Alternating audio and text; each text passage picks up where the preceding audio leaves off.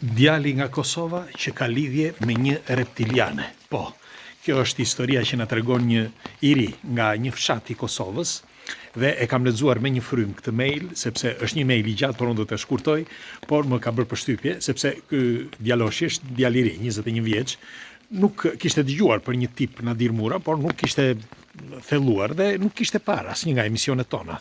Dhe teksa fliste me një shokun e tij, sepse rastësisht më kishte parë në TikTok, tha, kush është ky dhe këta i treguan, me fjalë një shok i tregoi atë që ty po të ndodha mund ta shpjegoj vetëm ky. Unë nuk jam askushi, por unë do t'ju them historinë e tij dhe pastaj më thoni ju, gjykoni ju se çfarë mendimi keni ju. Tani, përpara se të shkojmë në punë, doja që një sekond përpara se të shkojmë në punë, sot bie shi këtej dhe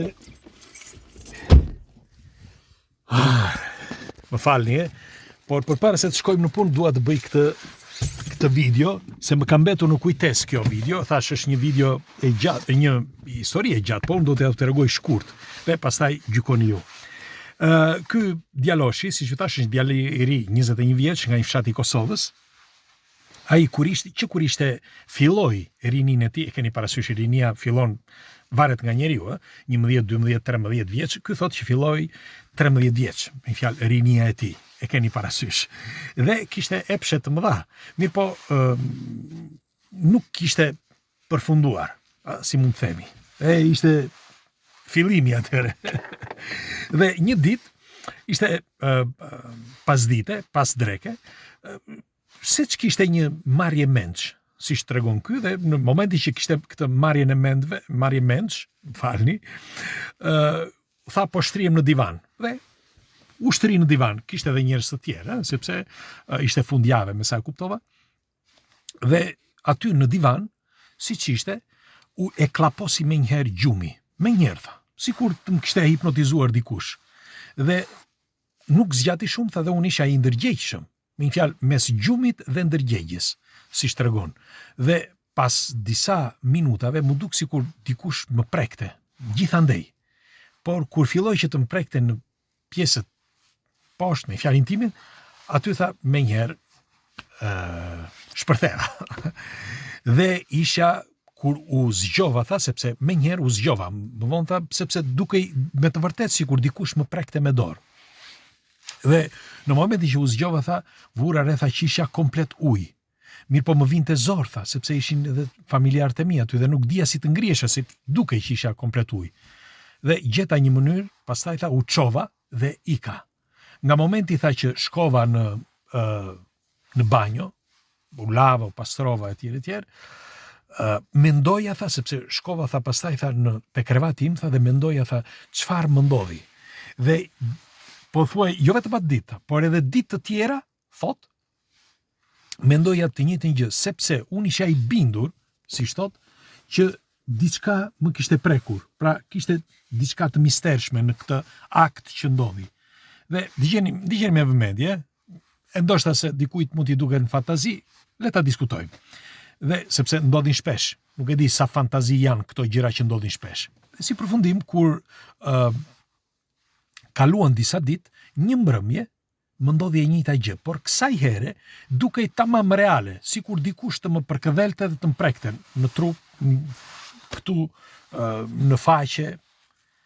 Fillimisht tek flokët, sikur të ishte dikush që më prekte nga mbrapa. Nuk i aty për aty, tha, nuk u tremba. Mirë po, unë tha, kisha atë të njëjtën shije që më ndodhi atë dita. Pra, si mund ta shpjegoj, thot ai në mail, sikur të ishte e njëjta gjë e asaj që më ndodhi atë pasdite, por sikur të ishte e njëjta prekje, e njëjta mënyrë prekjeje. Në sintezë, me fjalë, sikur kuptoj që ishte e njëjta qenie. Dhe si përfundim nuk doja që të zgjohesha, tha, që të isha i ndërgjegjshëm, që të shikoja se kush ishte, çfarë ishte. Por prapë, tha, edhe kësaj radhe, tha, nuk e pash. Një dita, një mbrëmje, pash në ëndër dikë. një qenie, tha, që ishte, tha, tamam si një formë, si një reptiliane, tha, si një reptilian me formën, tha, fytyra, hunda e vogël me 2 brima, pa vetulla, sy të mëdhenj, gojë të vockël fare, dhe më tha, do që ta shikosh atë, më tha, dhe unë tha, u bëra kurioz dhe thash, po, tha, duhet ta shoh. Me një fjalë, e kuptova, tha, përse e kishte fjalën, dhe njëkohësisht, edhe kjo qenia, tha, që pash në ëndër, kuptoj, tha, se përse e kishte fjalën. Pra, një sintez, që u kuptuam, tha, në moment. Dhe kaluan, tha, 2 ditë, natën tjetër, 2 mbrëmje, natën tjetër, tha, pash të njëjtën specie, e pash në ëndër. Dhe pasi më tha që do që ta shohsh apo jo, në këtë moment, tha, u zgjova. Dhe kur u zgjova, tha, pash, tha, vetëm dorën. Me një fjalë që më prekte, tha, gjithandej. Dhe u trema, tha. Aty u trema, tha, dhe kur ktheva kokën, s'kishte asgjë, tha. Por unë e pash, unë e di mirë, tha, se çfarë pash. Dhe kështu, tha, shkoi për një kohë të gjatë, deri sa unë mbusha 18 vjeshta. Dhe kur ka mbushur pas 3 muajve që kisha mbushur 18, e njëjta gjë, tha. Por kësaj radhe, tha, u shfaq. Dhe kur u shfaq, tha, më tha, sepse ti nuk ishe mbushur 18. Po ç'lidhje ka? I thash unë, 18 apo 14 apo 15, për mua s'ka asnjë lidhje, sepse e njëjta gjë. Po jo, sepse ju njerëzit para moshës 18 e quheni si quhet, përdunim. Kurse pas moshës 18 nuk e quheni, tha, ndonse është e njëjta gjë. I tha, ndonse është e njëjta gjë, ju nuk e quheni kështu. Dhe si përfundim, kështu vazhdoi, tha, për një kohë të gjatë. Në vitin, tha, sa po mbusha, tha, 20 vjeç, tha, doja, tha, që të flisja me dikë, dhe kam folur, tha, me një psikolog, sepse është i familjes, tha, ky psikologu, dhe i tregova, tha, se çfarë më kishte ndodhur, tha.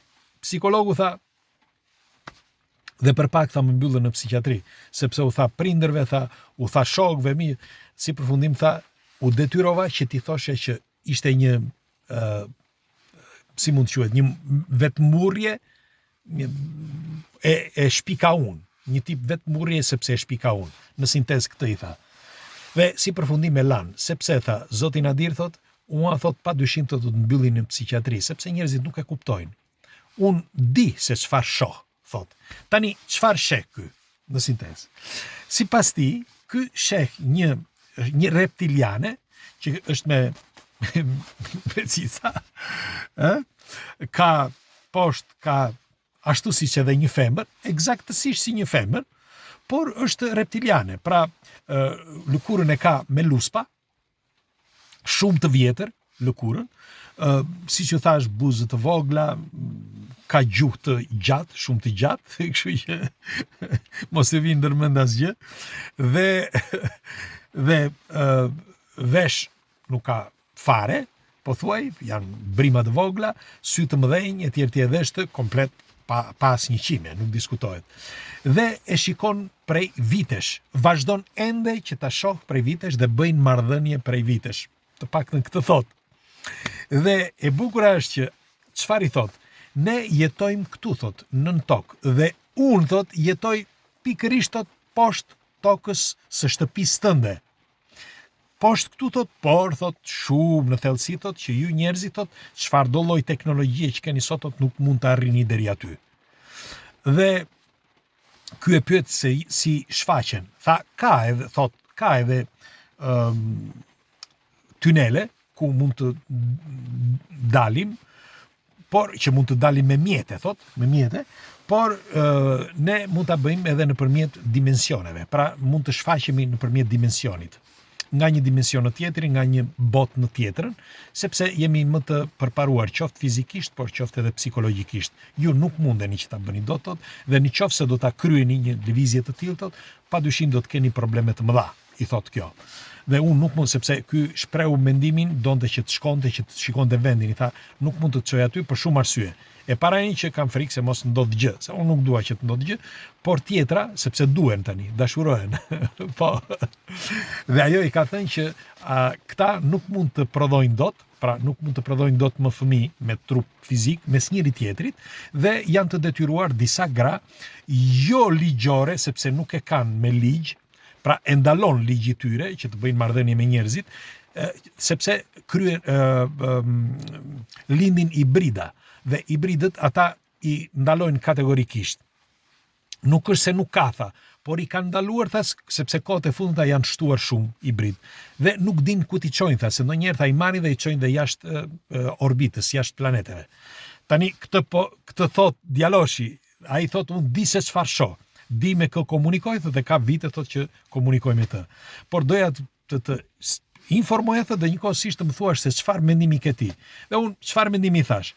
Ne kemi thënë në për emisionet tona që ka specie të tjera që jetojnë mes njerëzve, disa ndoshta nën tokë, disa mbi tokë, por mund të shfaqen dhe mund të zhduken sipas dëshirës, sepse janë më të përparuar nga ne, dhe unë do t'i thash vetëm përgjigjen më epike.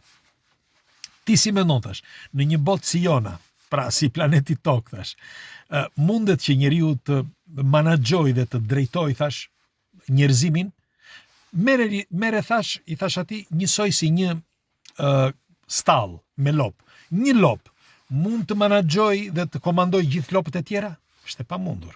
E njëjta gjë edhe në një pulari. Pra ne në qoftë se shohim, për shembull, disa shpend që një nga shpendët ecën përpara, edhe ai shpend është i udhëzuar nga vibrimet gjeomatike, nga vibrimet elektromagnetike të tokës. Dhe njëkohësisht edhe kafshët. Kafshët shkon njëra përpara dhe pas shkojnë të tjerat. Por nuk mund t'i drejtoj dot, nuk mund t'i menaxhoj dot. S'mundet.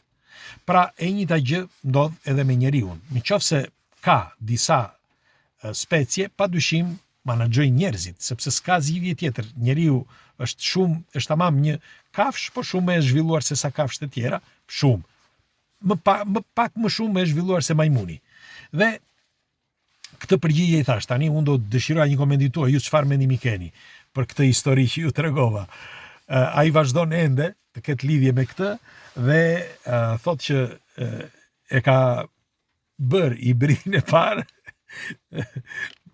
Më falë, nëse e dëgjon këtë video dhe shikon, unë qesh sepse ka disa njerëz tani që padyshim do fillojnë të qeshin, do fillojnë të thonë jo të shkoj te psikologu etj, por djaloshi, pra djaloshi ynë nga Kosova, djaloshi i ri, ai thotë që ka të paktën një fëmijë e ka me këtë hibrid dhe jeton me të jëmën nën tokë. Tani pres komentet tuaja, çfarë mendimi keni, ditë të mbarë se i kanë punë.